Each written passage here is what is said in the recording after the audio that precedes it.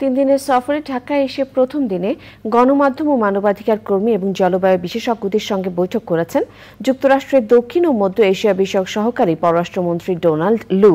ঢাকা সফরে লু পররাষ্ট্র সচিব মাসুদ বিন মোমেনের সঙ্গে দ্বিপাক্ষিক বৈঠক এবং পররাষ্ট্রমন্ত্রীর সঙ্গে সৌজন্য সাক্ষাৎ করবেন। বৈঠকে ব্যবসা, বিনিয়োগ, নিরাপত্তা, প্রতিরক্ষা, জলবায়ু পরিবর্তন ও নাগরিক অধিকার সহ দুদেশের অগ্রাধিকারের বিভিন্ন বিষয় নিয়ে সরকারি ও বেসরকারি পর্যায়ে আলোচনা হবার কথা রয়েছে। কিছুক্ষণ আগে প্রধানমন্ত্রী বিনিয়োগ বিষয়ক উপদেষ্টা সালমান এফ রহমানের বাসভবনে নৈশভোজে যোগ দিয়েছেন লু।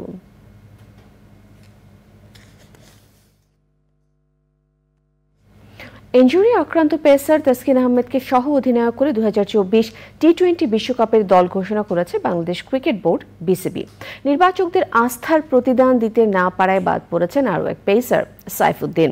অলরাউন্ডারদের আধিক্য রেখে ক্রিকেটের শর্ট ফরম্যাটের মেগা ইভেন্টে অংশ নিতে যাচ্ছে টিম টাইগার্স।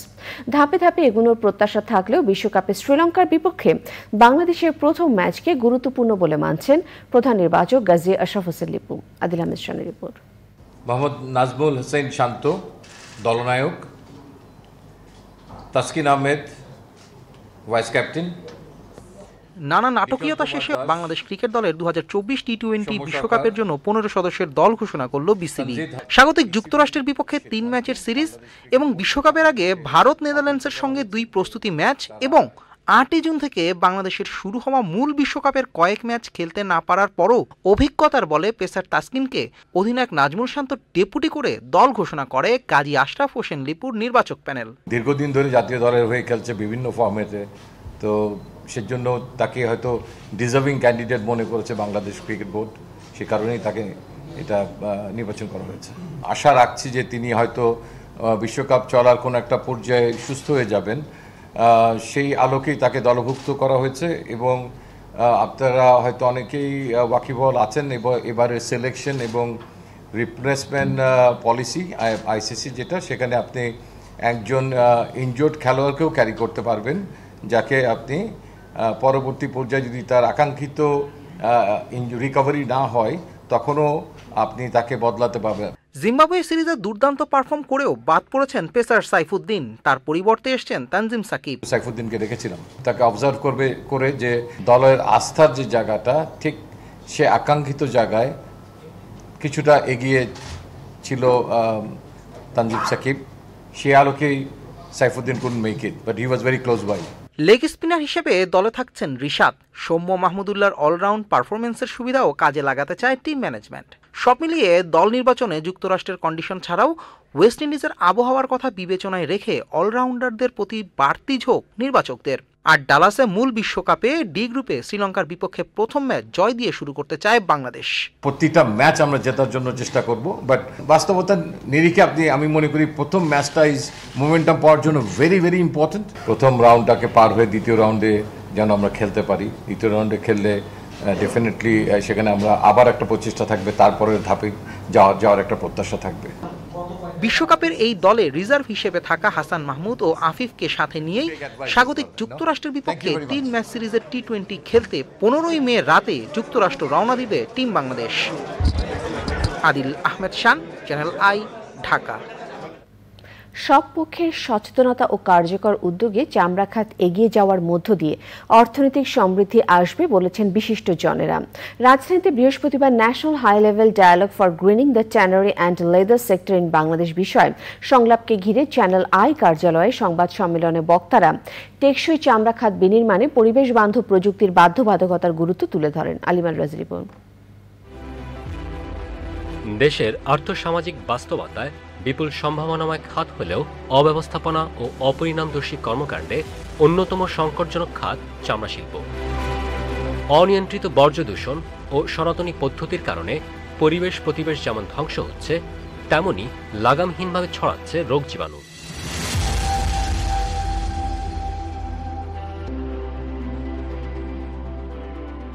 এমন বাস্তবতায় এই শিল্পের মালিক, শ্রমিক ও নীতি নির্ধারক সহ অংশীজনদের নিয়ে সমন্বিত উদ্যোগের অংশ হিসাবে রাজধানীর বঙ্গবন্ধু আন্তর্জাতিক সম্মেলন কেন্দ্রে বৃহস্পতিবার শুরু হচ্ছে জাতীয় পর্যায়ের সংলাপ। এই আয়োজন সামনে রেখে সংবাদ সম্মেলনে আসন্ন ঈদে জাতীয় পরিস্থিতি বিবেচনায় দ্রুত কার্যকর পদক্ষেপের গুরুত্ব তুলে ধরেন বক্তারা। প্রতিনিয়তই জেনে অথবা না জেনে প্রকৃতির অনেক ক্ষতি করছি। সো এই প্রকল্পটি কিভাবে এই প্রকৃতির ক্ষতিটাকে কমাতে পারে এবং এই ক্ষতিকে পুষিয়ে একটা সাস্টেনেবল জায়গায় নিয়ে যেতে পারে, এই প্রকল্পের এটা একটা উদ্দেশ্য। চামড়া সংগ্রহের আসলে মেইন সময়ই হচ্ছে এই যে সামনে যে আমাদের কোরবানির মৌসুমটা আসছে।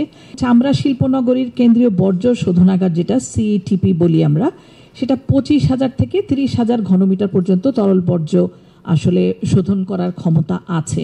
কিন্তু কোরবানির সময় দেখা যায় যে তার চেয়েও বেশি 40-50 ঘনমিটার বর্জ্য আপনার এটা নির্গমন করতে হয়। জাতীয় পর্যায়ের সংলাপে পরিবেশ দূষণ রোধের উপায়, চ্যালেঞ্জ ও কর্মকৌশল নির্ধারণের মাধ্যমে চামড়া খাত পরিবেশগত মানদণ্ড অর্জনের পাশাপাশি অর্থনৈতিক লক্ষ্যমাত্রা অর্জনের আশা প্রকাশ করেন আয়োজকরা। সচেতনতা ও সময়োপযোগী উদ্যোগে চামড়া শিল্পের শ্রমিকদের জীবন জীবিকার উন্নয়ন হবে বলেও মনে করেন তারা। খুব পোটেনশিয়াল একটি সেক্টর হচ্ছে লেদার সেক্টর। এই লেদার সেক্টরকে নিয়ে কাজ করার ক্ষেত্রে এই সময়োপযোগিতা আমাদেরকে হয়তোবা এলডিসি গ্র্যাজুয়েশনের জায়গা থেকে অনেক বেশি প্রিপেয়ার্ড করে রাখবে।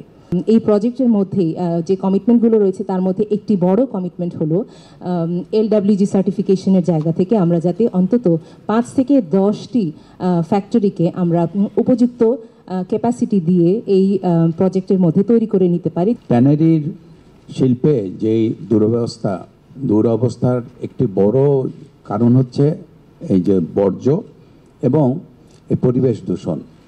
তো এখানে যে সম্ভাবনাময় এই যে শিল্পটা কিন্তু সেভাবে এগোতে পারে নাই। এখানে অনেক ধরনের সমস্যা, যেমন স্বাস্থ্যগত সমস্যাও আছে। শ্রমিকরা যারা কাজ করেন এখানে, আপনারা এটাকে যত বেশি তুলে ধরবেন আপনাদের পত্রিকা এবং টেলিভিশন মিডিয়া এবং অন্যান্য মিডিয়াতে, তত কিন্তু মানুষ সচেতন হবে এবং এই সেক্টরে যারা কাজ করছেন তারাও কিন্তু সচেতন হবে। লেদার সেক্টর গ্রিন কিন্তু করার একটা ব্যাপার লেদার সেক্টরকে, এবং সেখানে ট্যানারি এবং লেদারের যে প্রোডাক্ট সব কিছু মিলিয়ে এখানে কিন্তু একটা বিশাল কর্মযজ্ঞ, এবং সেই বিশাল কর্মযজ্ঞকে কিন্তু যদি সুষ্ঠুভাবে আমরা এগিয়ে নিতে পারি তাহলে কিন্তু আমাদের দেশের অর্থনীতি কিন্তু অনেক অনেক সবল হবে, এবং সেটা যাতে সফল হয় সেটা আমরা সবাই মিলে যখন হাত দিব তখনই কিন্তু সম্ভব সেটা।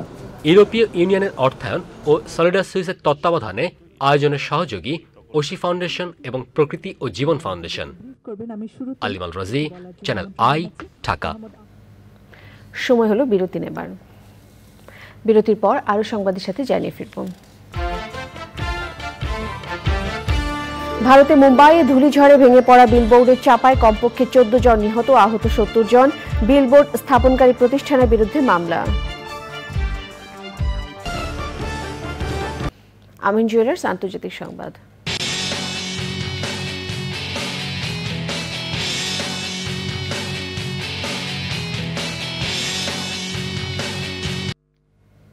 ভারতের মুম্বাইয়ে ধূলিঝড়ে ভেঙে পড়া বিলবোর্ডের চাপায় কমপক্ষে 14 জন নিহত হয়েছেন।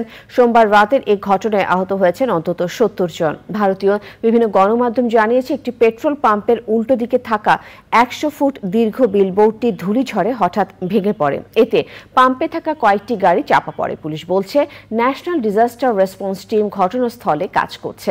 ভেঙে পড়া বিলবোর্ডের নিচ থেকে জীবিতদের উদ্ধারের চেষ্টা করছেন তারা। বিলবোর্ড স্থাপনকারী প্রতিষ্ঠান ইগো মিডিয়ার মালিক এবং এই ঘটনায় জড়িত অন্যদের বিরুদ্ধে মামলা করেছে মুম্বাই পুলিশ। কোনো অনুমতিপত্র দেখাতে না পারায় শহরের বিভিন্ন জায়গায় প্রতিষ্ঠানটির স্থাপিত অন্য বিলবোর্ডও অপসারণের নির্দেশ দেওয়া হয়েছে। ধূলিঝড়ে মুম্বাইয়ের অনেক গাছ ও বিদ্যুতের খুঁটিও উপড়ে গেছে। ব্যাহত হচ্ছে রেল ও মেট্রো চলাচল। কৃষি সংবাদ।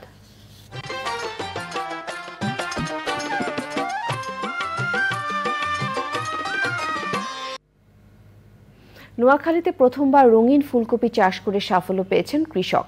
সুস্বাদু ও পুষ্টিগুণে ভরপুর রঙিন ফুলকপির চাহিদাও রয়েছে ভোক্তাদের কাছে। দাম সাধারণ ফুলকপির চেয়ে বেশি হওয়ায় লাভবান হচ্ছেন কৃষক।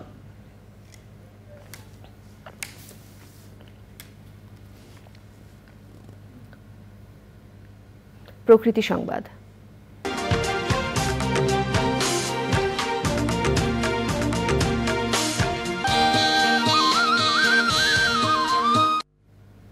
কক্সবাজারের পেকুয়ায় টইটং মধুখালী এলাকায় সংরক্ষিত বনাঞ্চল থেকে উত্তোলিত 4 লাখ ঘনফুট বালু বনের ভেতরে মিশিয়ে দেওয়ার আদেশের সব কার্যক্রম স্থগিত করেছেন আদালত।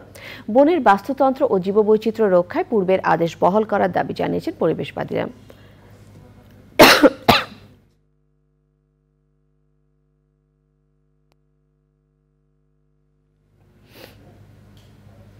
এক্সিম ব্যাংক বাণিজ্য সংবাদ।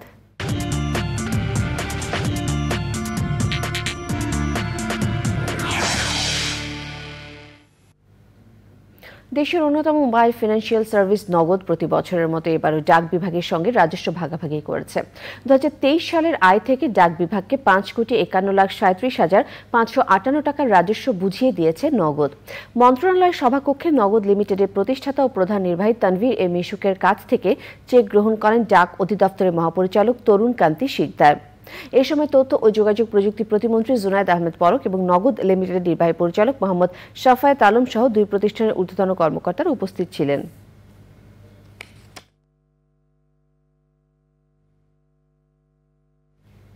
আবারও বিরতি নিচ্ছি, ফিরে এসে যা দেখবেন। আবাহনীকে হারিয়ে ফেডারেশন কাপ ফুটবলের ফাইনালে বসুন্ধরা কিংস। 22 মে ময়মনসিংহে Bashundhara Kings Mohammedan final.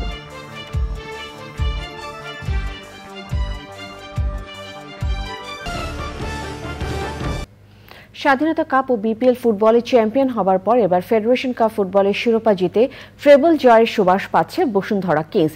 Federation কাপের সেমিফাইনালে বসুন্ধরা কিংস 3-0 গোলে আবাহনী লিমিটেডকে হারিয়ে মৌসুমের তৃতীয় টুর্নামেন্টের ফাইনালে উঠেছে। গোপালগঞ্জের শেখ ফজলুল হক মনি স্টেডিয়ামে এক পেশে সেমিফাইনালে বসুন্ধরা কিংস একচেটিয়া খেলে সহজে ফাইনালের টিকিট জোগাড় করে। 2 ব্রাজিলিয়ান রবসন রবিনহো, ডেরিয়েলটন ও ইব্রাহিমের গোলে আবাহনীকে 3-0 গোলে হারিয়েছে অস্কার ব্রুজনের শিষ্যরা। ফাইনালে তাদের সঙ্গে মোহামেডান 21 মিনিটে ব্রাজিলীয় রিক্রুট রবসন রবিনিওর গোলে এগিয়ে যায় কিংস। দ্বিতীয়ার্ধে ডেরিয়েলটন এবং শেষ মিনিটে ইব্রাহিমের গোলে বসুন্ধরা কিংস হেসে খেলে সহজ জয় ফাইনালে ওঠে। 22 মে ময়মনসিংহে অনুষ্ঠেয় ফাইনালে 5বারের চ্যাম্পিয়ন বসুন্ধরা কিংসের প্রতিদ্বন্দ্বী গতবারের চ্যাম্পিয়ন ঢাকা মোহামেডান। চট্টগ্রামের শহীদ শেখ আবু নাসের জাতীয় টি-20 ব্লাইন্ড ক্রিকেট টুর্নামেন্টের ফাইনালে ঢাকা বিভাগকে 8 উইকেটে হারিয়ে চ্যাম্পিয়ন হয়েছে চট্টগ্রাম বিভাগ। মঙ্গলবার চট্টগ্রামের সাগরিকা মহিলা কমপ্লেক্স মাঠে ফাইনালে ঢাকা বিভাগ 7 উইকেটে 124 রান সংগ্রহ করে। জবাবে চট্টগ্রাম বিভাগ 11.4 ওভারে 2 উইকেট হারিয়ে জয়ের লক্ষ্যে পৌঁছে যান। চট্টগ্রাম মহানগর আওয়ামী লীগের ক্রীড়া বিভাগ এবং বাংলাদেশ ব্লাইন্ড ক্রিকেট কাউন্সিল যৌথভাবে এই টুর্নামেন্টের আয়োজন করে। বিজয়ীদের পুরস্কার প্রদান করেন আওয়ামী লীগের ক্রীড়া উপকমিটি chairman Mozaffar Hossain Paltu. Bangladesh blind cricket কাউন্সিলের সিনিয়র ভাইস চেয়ারম্যান ও CEO lion Didarul Alam Chowdhury, CMP পশ্চিমের উপকমিশনার নিহাদ আল তাইয়ান, চট্টগ্রাম প্রেস ক্লাবের সাবেক সভাপতি আবু সুফিয়ান, চট্টগ্রাম প্রেস ক্লাবের সভাপতি সালাউদ্দিন মোহাম্মদ রেজা, সাধারণ সম্পাদক দেব দুলাল ভৌমিক ও চট্টগ্রাম মহানগর আওয়ামী লীগের বন ও পরিবেশ বিষয়ক সম্পাদক মশিউর রহমান উপস্থিত ছিলেন।